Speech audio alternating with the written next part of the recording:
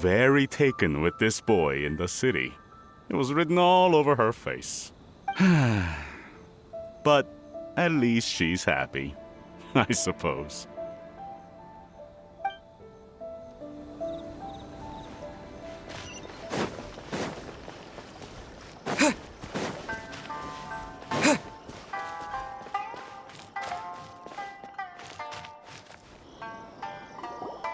That was quick.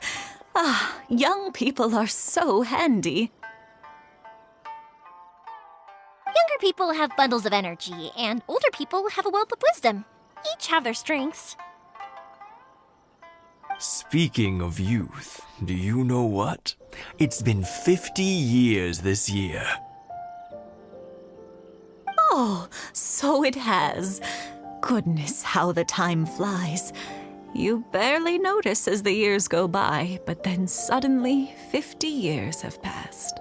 50 years since what? Some important day? Well, if you must know, it was 50 years ago, back in the days when this young lady was still trying to win me over, that... Oh, stop trying to impress them. We both know you were the one who was hopelessly smitten and desperately trying to win my affection. Well, maybe you're right. 50 years ago, I proposed to my wife at the Naganahara fireworks show.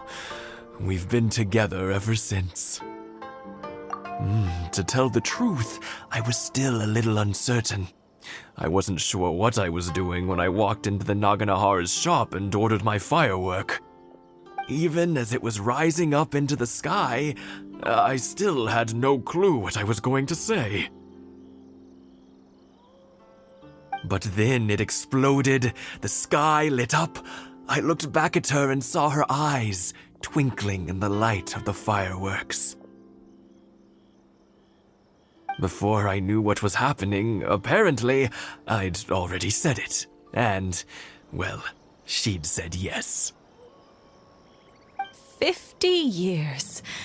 In some ways, it's a long time. In others, it's no time at all. Really, it's just a number. But 50 years of being together, now that is something worth commemorating. I had no idea it was your 50th anniversary. If I'd known, I would have made some extra fancy fireworks just for you. Oh no, it's every year. It wouldn't be the same without it. Seeing that firework go off takes us right back to those days. Even at this age, we still look back with not a single regret. Ah, what a great relationship they have. Enough about us, though. Yoimiya, aren't you busy with the fireworks show coming up? Was there something you needed to discuss? Yeah, it's a difficult thing to talk about, but here goes. Sakujiro. So he came back. Huh? You know him? He was our boys' best friend when they were young. They were inseparable. They grew up together, shared everything with each other, and went everywhere together. But one day, they had a terrible argument. Sakujiro seemed to feel that Inazuma was too peaceful, and wanted to see what the outside world was like. But our Keisuke took after his father and mother. He felt that there was nothing wrong at all with being peaceful. You know what children are like. They get terribly worked up about these sorts of things. In the end, Sakujiro stormed off, and that was that.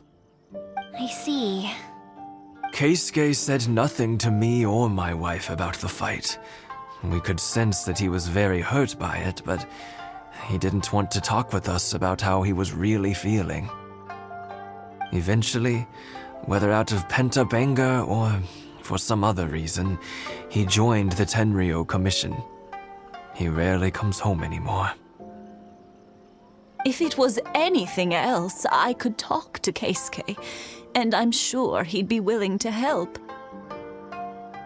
But since it's Sakujiro, I don't feel there's any way we can get involved.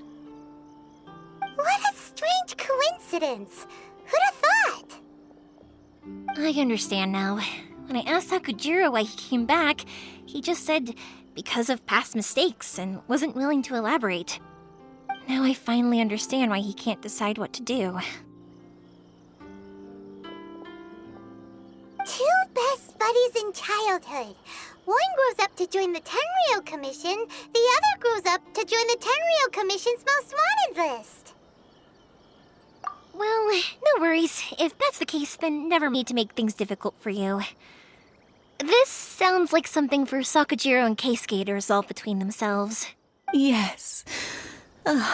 It'd be so nice if they could go back to the way things were. I think after all these years, they ought to let go of their grudges.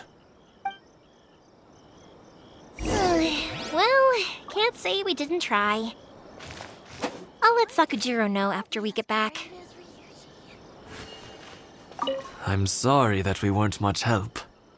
One day, though, that child is going to have to face up to his feelings. This is one life lesson that he can't learn from his parents.